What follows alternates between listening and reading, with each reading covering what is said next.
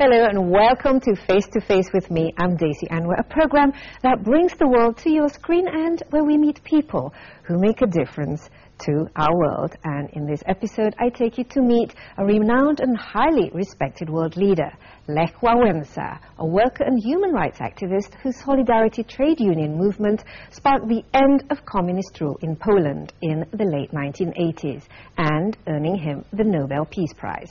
Now, Walesa became the president of Poland in 1990 until 1995, overseeing the country's transformation into a free market economy and democracy with its first free parliamentary elections.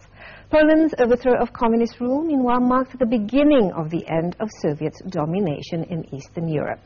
Now, while no longer active in politics, President Walesa, however, continues to inspire the world and achieve international fame through his lectures promoting human rights, democracy and global peace.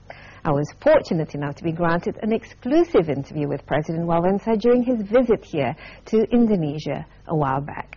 So, join me here for his thoughts and ideas on Face to Face with President Lech Walesa.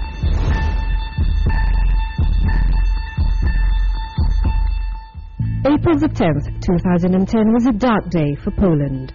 A Polish Air Force Tu-154 carrying 89 passengers and 7 crew members was flying from Warsaw, capital of Poland, heading to Smolensk, Russia, when it crashed just north of the city, killing everyone on board.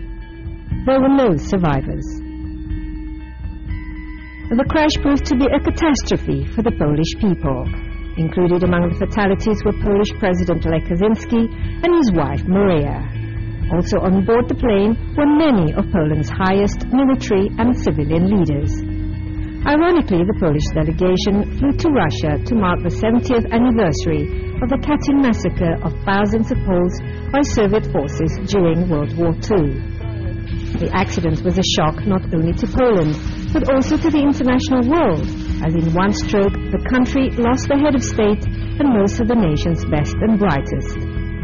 Days after the air disaster, Poland was plunged in mourning.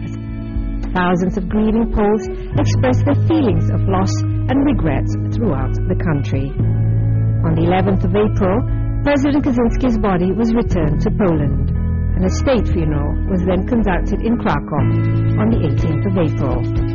Poland was then forced to think about the future and how to cope with this nationwide tragedy, as well as elect a new leader. Getting over the tragedy was not an easy thing.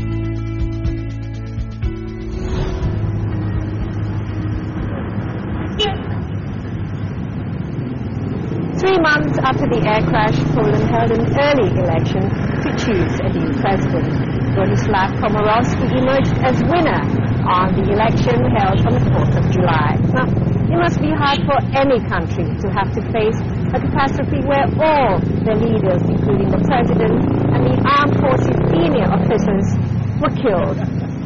However, it looks as if Poland has managed to move past the tragedy without too much hostility.